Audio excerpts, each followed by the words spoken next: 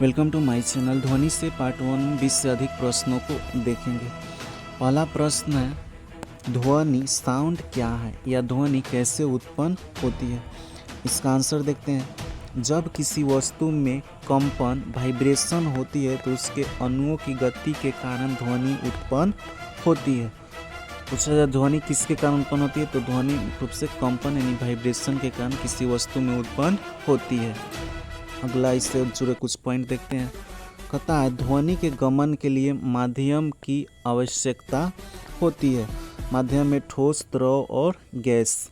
बात करें ठोस में यानी लोहा में ध्वनि की चाल कितनी होती है, तो लोहा में ध्वनि की चाल 5130 मीटर प्रति सेकेंड होती है। बात करें स्टील में ध्वनि की चाल कितनी होती है, स्टील में जो है ध्वनि की चाल 5920 मीटर प्रति सेकेंड होती है। बात करें एल्युमिनियम में, तो एल्युमिनियम में ध्वनि की चाल 6420 मीटर प्रति सेकेंड होता है। अगर प्रश्न हो कि सबसे अधिक ध्वनि की चाल किस में होती है, अगर ऑप्शन में एल्युमिनियम हो तो इसको टिक करेंगे, अगर ऑप्शन में स्टील हो तो स्टील को टिक करेंगे। बात करें द्रव यानी पानी में ध्वनि की चाल, तो पानी में ध्वनि की चाल जो है 1480 मीटर प्रति सेकेंड होता है। समुद्री जल की बात करें, तो समुद्री जल में 1531 मीटर प्रति सेकेंड होता है।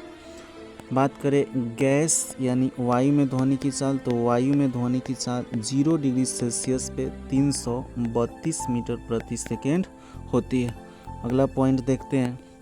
कहता है ध्वनि अनुदैर्ध्य तरंगे लॉन्गिट्यूडिनल वेव्स होती है। ध्वनि किस प्रकार की तरंग है, तो ध्वनि जो है अनुदैर्ध्य तरंगे है। अगला प्रश्न देखते हैं। कहता है ध्वनि के लक्षण बताएं। इसका आंसर देखते हैं। आंसर है ध्वनि के 3 लक्षण हैं। पहला है तीव्रता इंटेंसिटी, दूसरा है तरत्व पिच और तीसरा है गुणता क्वालिटी। बात करें तीव्रता इंटेंसिटी की, तो इसके कारण जो है ध्वनि धीमी या तेज प्रबल सुनाई देती है। बात करें तरह, तो पिच के कारण जो है ध्वनि पतला या मोटा सुनाई देती है।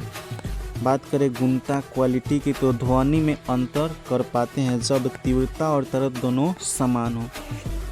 इससे अगला जुड़े पॉइंट देखते हैं। कहता है ध्वनि की तीव्रता आयाम पर निर्भर करता है, यानी ध्वनि जो है वह मंद है या तीव्र है, वह किस पर निर्भर करेगा, आयाम पर निर्भर करेगा। अगर आयाम अधिक है तो ध्वनि अधिक प्रबल होगा, आयाम कम है तो ध्वनि जो है धीमी होगी।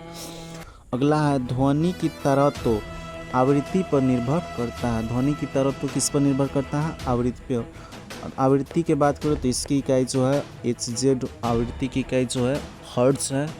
और आवृत्ति जो है अधिक है तो व्यक्ति की जो ध्वनि होगी, आवाज़ होगी, वह पतला होगी। अगर आवृत्ति जो है वह कम है, अगर आवृत्ति क्या है, कम है, तो आवाज़ जो होगा वह मोटा होगा, व्यक्ति का आवाज़ जो होगा वह मोटा होगा। अगला प्रश्न देखते हैं। अगला प्रश्न कहता है प्रतिध्वनि इको किसे कहते हैं। इसका आंसर देखते हैं। जब ध्वनि किसी सतह से टकराकर बार बार सुनाई देती है उसे प्रतिध्वनि कहते हैं। जब ध्वनि किसी सतह से क्या होती है, टकराती है और टकराकर वापस बार बार सुनाई देती है तो उसी के कारण क्या उत्पन्न होता है, प्रतिध्वनि उत्पन्न होता है। इसको समझते हैं। यहाँ पे कहता है कि ये जो है साउंड रिफ्लेक्टिंग सरफेस है, यानी ध्वनि परावर्तक सतह। D दूरी पर एक व्यक्ति खड़ा है, व्यक्ति आवाज़ लगाता है, आवाज़ वाल तक आती है और यहाँ से रिफ्लेक्ट हो जाती है यानी परावर्तित हो जाती है, और इसी रिफ्लेक्शन के कारण क्या उत्पन्न होता है, इको उत्पन्न होता है। अगला प्रश्न देखते हैं। अगला प्रश्न है प्रतिध्वनि उत्पन्न होने के लिए स्रोत और परावर्तक सतह के बीच की न्यूनतम दूरी कितनी होनी चाहिए। इसका आंसर है 17 मीटर या 56 फीट। ध्वनि स्रोत की बात करें तो यहाँ पे ये जो है ध्वनि स्रोत है और ये जो है परावर्तक सतह है। इको उत्पन्न होने के लिए इन दोनों के बीच की न्यूनतम दूरी जो है 17 मीटर या 56 फीट होनी चाहिए। अगला प्रश्न देखते हैं। पता है ध्वनि तरंगे कितने प्रकार की होती है? इसका आंसर है 3। ध्वनि जो है 3 प्रकार की होती है ध्वनि तरंगे। पहला है श्रव्य ध्वनि तरंगे ऑडिबल साउंड वेव्स, दूसरा है अपश्रव्य ध्वनि तरंगे इंफ्रासोनिक वेव्स, तीसरा है पराश्रव्य तरंगे अल्ट्रासोनिक वेव्स। बात करें ऑडिबल ध्वनि तरंगों की तो ऑडिबल साउंड वेव्स जो होती है यह मनुष्यों द्वारा सुना जा सकता है। इसकी आवृत्ति जो होती है 20 हर्ट्ज से 20,000 हर्ट्ज तक होती है। अपश्रव्य ध्वनि तरंगे जो है यह मनुष्यों द्वारा नहीं सुना जा सकता है क्योंकि इसकी आवृत्ति जो है 20 हर्ट्ज से कम होती है। पराश्रव्य तरंग अल्ट्रासोनिक वेव्स को मनुष्यों द्वारा नहीं सुना जा सकता है, इसकी आवृत्ति जो है 20,000 हर्ट्ज से अधिक होती है। इससे जुड़े कुछ पॉइंट देखते हैं। कहता है श्रव्य ध्वनि तरंगों की आवृत्ति 20 हर्ट्ज से 20,000 हर्ट्ज होती है। श्रव्य यानी ऑडिबल है, इसको मनुष्य द्वारा सुना जा सकता है। इसकी आवृत्ति कितनी होती है? 20 हर्ट्ज से 20,000 हर्ट्ज होती है।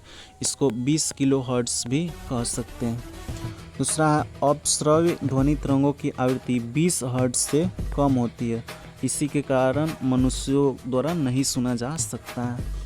अगला पराश्रव्य तरंगों की आवृत्ति 20,000 हर्ट्ज से अधिक होती है। तो 20,000 हर्ट्ज से अधिक हो जाती है, इसके कारण मनुष्यों द्वारा इसे नहीं सुना जा सकता है। इसे 20 किलो हर्ट्ज भी कह सकते हैं। अगला इससे जुड़े कुछ प्रश्न देखेंगे। पहला प्रश्न है ध्वनि डैश के कारण उत्पन्न होती है? इसका सही आंसर हो जाएगा ऑप्शन बी कंपन। कंपन यानी वाइब्रेशन के कारण जो है ध्वनि उत्पन्न होती है। अगला प्रश्न देखेंगे। अगला प्रश्न है हवा में ध्वनि तरंगे डैश होती है? हवा में ध्वनि तरंगे जो होती है वह है अनुदैर्ध्य यानी ऑप्शन सी सही है, लॉन्गिट्यूडिनल होती है। और यह ध्वनि तरंगे जो है समानांतर चलती है। अनुदैर्ध्य तरंगे क्या चलती है? समानांतर चलती है। अगला प्रश्न देखते हैं। कहता है ध्वनि के संचरण के लिए आवश्यक माध्यम डैश अवस्था में होना चाहिए? तो ध्वनि जो है वह ठोस में संचरण कर सकती है, द्रव में और गैस में। इसका सही आंसर हो जाएगा ऑप्शन डी इनमें सभी। बात करें ठोस में तो ठोस में लोहा में जो है 5130 मीटर प्रति सेकेंड है। गैस के बात करें तो वायु में ध्वनि की चाल जो है वह 332 मीटर प्रति सेकेंड है। द्रव में पानी की बात करें तो इसमें जो है 1480 मीटर प्रति सेकेंड है। अगला प्रश्न देखते हैं।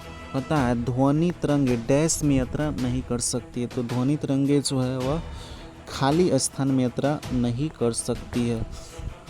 पानी यानी द्रव में कर सकती है, स्टील यानी ठोस में कर सकती है, वायु यानी गैस में कर सकती है, पर खाली स्थान स्पेस या वैक्यूम में गमन नहीं कर सकती है। अगला प्रश्न देखते हैं। पता है मानव मस्तिष्क में ध्वनि की अनुगूंज कितनी देर तक कायम रहती है? तो इसका सही आंसर हो जाएगा ऑप्शन सी 0.1 सेकेंड या 10 सेकेंड। यानी किसी व्यक्ति का मस्तिष्क तक ध्वनि का प्रभाव जो है 10 सेकेंड तक रहता है। अगला प्रश्न देखते हैं। पता है मनुष्यों के लिए ध्वनि की श्रव्य सीमा लगभग डैश तक होती है? श्रव्य यानी ऑडिबल सीमा, तो ये हो जाएगा, ये पहला ऑप्शन देखते हैं 20 हर्ट्ज से 2000 हर्ट्ज, तो ये नहीं होगा। यह 20 हर्ट्ज से 200 हर्ट्ज, ये भी नहीं होगा। सी में 20 हर्ट्ज से 20,000 हर्ट्ज, तो ऑडिबल जो होता है श्रव्य साउंड वेव्स की आवृत्ति कितनी होती है? 20 हर्ट्ज से 20,000 हर्ट्ज, तो इसका सही आंसर रहेगा ऑप्शन सी 20,000 हर्ट्ज को 20 किलो हर्ट्ज भी कह सकते हैं। बात करें अपश्रव्य इंफ्रासोनिक तरंगों की, तो इसकी आवृत्ति कितनी होती है? उसकी आवृत्ति जो होती है 20 हर्ट्ज से कम होती है।